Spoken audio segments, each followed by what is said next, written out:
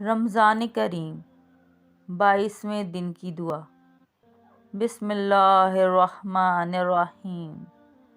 اللہم افتح لی فیہ ابواب فضلک وانزل علی فیہ برکاتک ووفقنی فیہ لموجبات مرضاتک واسکننی فیہ بُبُوہات جناتک یا مجیب دعوات المضطرین۔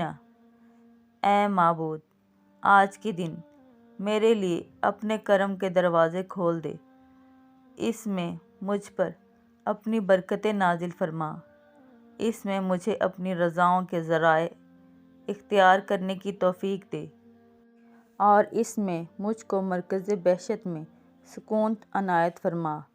اے بے قرار لوگوں کی دعائیں قبول فرمانے والے!